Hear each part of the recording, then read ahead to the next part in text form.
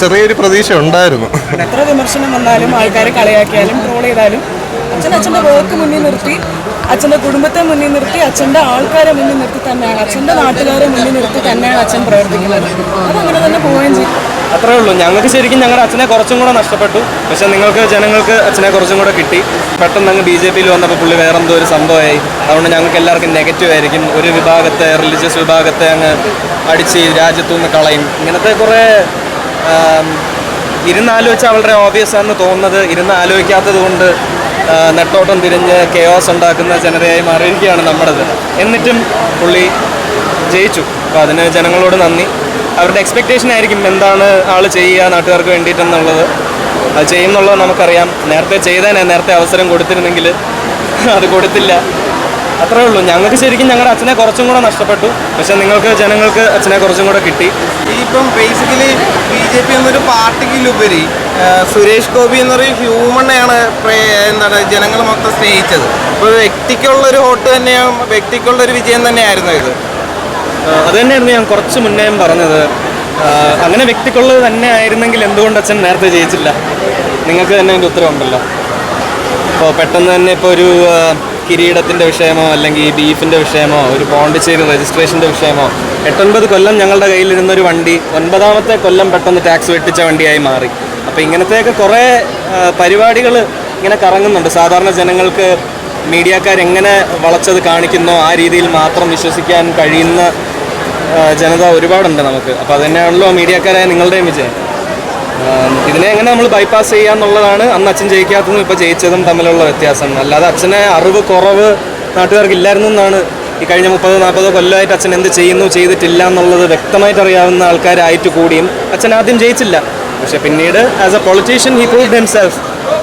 ഇപ്പം നിലവിൽ നിമിഷ സജയന്റെ ഒരു സ്റ്റേറ്റ്മെന്റ് ഇപ്പൊ കൊടുന്ന് വൈറലാകുന്നുണ്ടല്ലോ.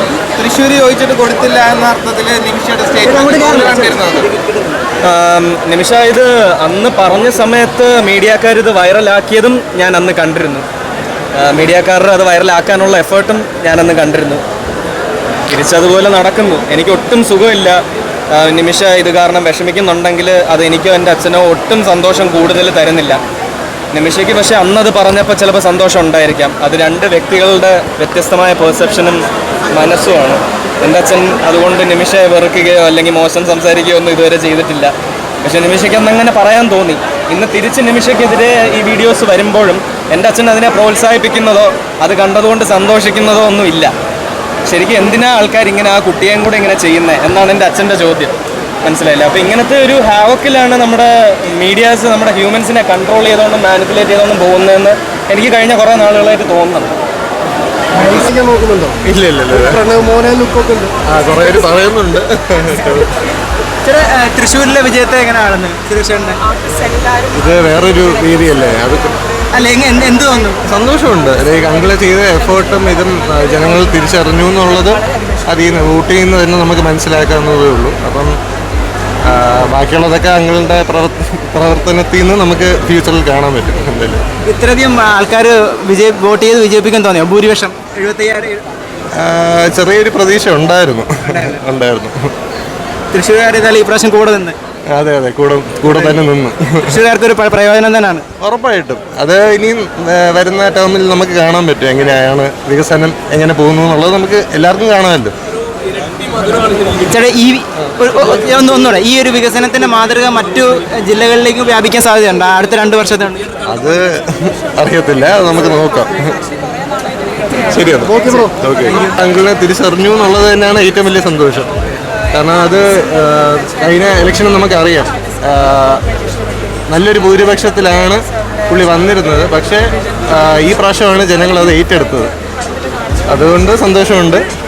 നമുക്കിനി കാണാം. ഇന്നത്തേക്ക് മതി. അങ്ങനെ പറഞ്ഞാൽ എനിക്ക് കൊള്ളാം, അത്രേ ഉള്ളൂ. അതെ.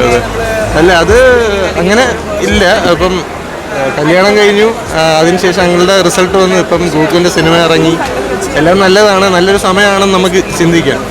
അപ്പോൾ നമ്മൾ ആ സമയം വേണ്ട പോലെ എല്ലാവരും സന്തോഷമായിട്ട് നടക്കുക. അതിക്കുള്ള ഫ്യൂച്ചർ പ്ലാൻ, ഞാൻ ബിസിനസ്സാണ് നടത്തുന്നത്, അപ്പം അതിൻ്റേതായ കാര്യങ്ങളിലായിരിക്കും. ബാക്കി ഫ്യൂച്ചർ പ്ലാൻസ് എല്ലാം നിങ്ങൾ എന്തെങ്കിലും ചുറ്റിനും ഉണ്ടല്ലോ, അറിയാൻ പറ്റും. ചേട്ടൻ്റെ പേരെന്താ? സുരേഷ്. ആക്ടിംഗ് ഒന്നും നോക്കുന്നില്ല. ഇല്ല, തൽക്കാലം നോക്കുന്നില്ല. Thank you. ആൾക്കാർ പറയുന്നത് അത്രയ്ക്ക് വലുതായിട്ട് എടുക്കേണ്ട ആവശ്യമില്ല. ഇതിപ്പോൾ ഭാഗ്യയുടെ കല്യാണത്തിന് നമ്മൾ ലൂർദ് മാതാ പള്ളിയിൽ പോയിട്ട് ശരിക്കും ഒരു കിരീടം കൊടുത്തൊരു പ്രശ്നം ഉണ്ടായിരുന്നു. കൊടുത്ത പ്രശ്നം അല്ല, കിരീടം കൊടുത്തതിന് അവർ ശരിക്കും പറഞ്ഞാൽ അത് ഒരു ചെമ്പിനാണെന്നൊക്കെ പറഞ്ഞിട്ട് ഒരുപാട് പ്രശ്നങ്ങൾ ഉണ്ടായിരുന്നു. പക്ഷെ അത് നമ്മൾ ഇപ്പോൾ സുരേഷ് ചേട്ടനാണെങ്കിൽ ഒരു വൈബാടായി കൊടുത്തതാണ്. അതിനെ പോലും കളിയാക്കിയിട്ടും ട്രോളാക്കിയിട്ടും വന്നിട്ടുണ്ടായിരുന്നു. അതിനൊക്കെ ശരിക്കും നിങ്ങൾക്ക് മാനസികമായിട്ട് ഒരു പ്രശ്നം ഇല്ലേ? ഇല്ല, അതാണ് ഞാൻ പറഞ്ഞത്. ആൾക്കാർ പലതും പറയും, നല്ലത് ചെയ്താലും ആൾക്കാർ അതിലെന്തെങ്കിലും കുറ്റം കണ്ടുപിടിക്കും. അപ്പം അതൊന്നും നമ്മൾ കെയർ ചെയ്തിട്ട് കാര്യമില്ല. അച്ഛൻ്റെ പണി നോക്കി പോവാണ്. അച്ഛൻ നാട്ടുകാർക്ക് വേണ്ടി എത്രയൊക്കെ ചെയ്യാൻ പറ്റുമോ അത്രയും ചെയ്യുന്നുണ്ട്. എത്ര വിമർശനം വന്നാലും ആൾക്കാർ കളിയാക്കിയാലും ട്രോൾ ചെയ്താലും അച്ഛൻ്റെ വർക്ക് മുന്നിൽ നിർത്തി, അച്ഛൻ്റെ കുടുംബത്തെ മുന്നിൽ നിർത്തി, അച്ഛൻ്റെ ആൾക്കാരെ മുന്നിൽ നിർത്തി തന്നെയാണ്, അച്ഛൻ്റെ നാട്ടുകാരെ മുന്നിൽ നിർത്തി തന്നെയാണ് അച്ഛൻ പ്രവർത്തിക്കുന്നത്. അതങ്ങനെ തന്നെ പോവുകയും ചെയ്യും. ആൾക്കാർ എന്തൊക്കെ വിമർശനം പറഞ്ഞാലുണ്ടെങ്കിലും അച്ഛൻ്റെ പണി ചെയ്യണം. ഇതിപ്പോൾ ശരിക്കും പറഞ്ഞാൽ തൃശ്ശൂർ മാത്രമല്ല, കേരളത്തിന് മൊത്തം കാര്യങ്ങൾ ചെയ്യുന്നതാണ് അച്ഛനും നേരത്തെയും പറഞ്ഞിരിക്കുന്നത്. ഞാൻ ജയിച്ചാൽ തൃശ്ശൂർ മാത്രമല്ല കേരളത്തിന് മൊത്തം ഒരു ഗുണം ഉണ്ടാവും. അപ്പോൾ ആ ഗുണം ഉണ്ടാവും. പ്രധാനമന്ത്രി കാണാൻ പോയില്ലേ അച്ഛൻ? അപ്പോൾ ഒരു തിരിച്ചൊരു കേന്ദ്രമന്ത്രിയായിട്ട് തിരിച്ചു വരട്ടെ എന്നാണ് ഞങ്ങളും ആഗ്രഹിക്കുന്നത്.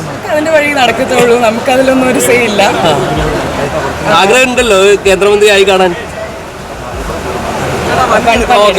വണ്ടി എടുക്കണം.